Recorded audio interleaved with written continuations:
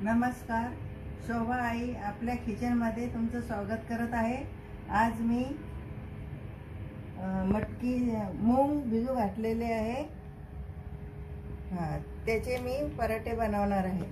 त्याला मोड येऊ दिली चांगली एकदम, याचे पराठे बनवणार आहे। त्याच्यामध्ये मी 1 वाटी रवा भिजू घातला मी 1 तासापूर्वी, आणि तिच्यामध्ये कोथिंबीरीच्या कवळ्या कांड्या घेतलेल्या आहेत, मिरच्या घेतलेल्या आहेत, आणि लसूण घेतलेला आहे, आणि 100 ग्राम बेसन घेतलेला आहे। तिच्यामध्ये मी जिरं टाकणार आहे, ओवा टाकणार आहे, मिरची पावडर टाकणार आहे, आणि हळद टाकणार आहे, आणि मीठ घेणार आहे।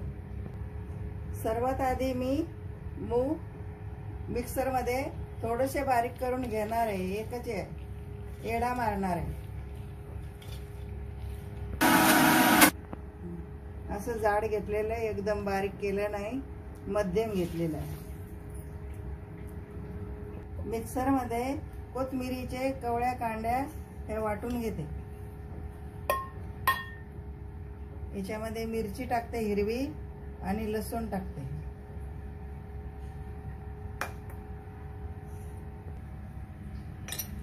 आता हे मी वाटून घेणार आहे। हे वाटून घेतलेलं आहे।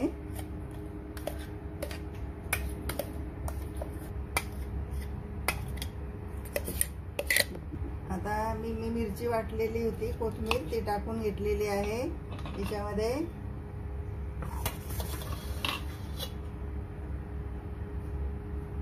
हे गाजर खिचून घेतलेलं आहे हे टाकते। एक कांदा घेतलेला आहे तो टाकते। याच्यामध्ये थोडी कोथिंबीर कापून घेतलेली आहे ती टाकते।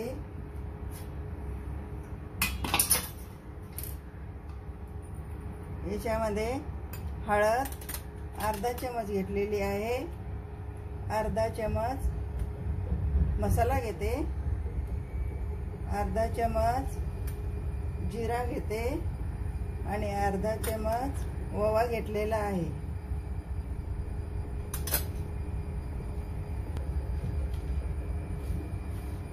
मीठ 1 चमच घेतलेला आहे।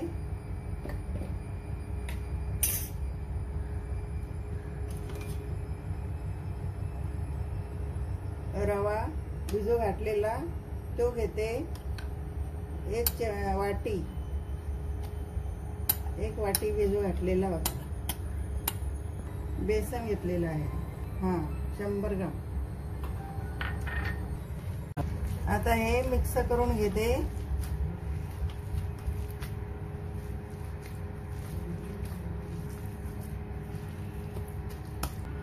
1 वाटी गव्हाचा आटा घेतलेला आहे।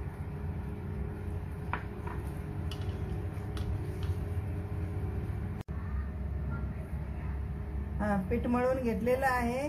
जास्त जर पतलं झालं तर तुम्ही गव्हाचा आटा याच्यामध्ये ऍड करू शकता। आता लाटून घेते।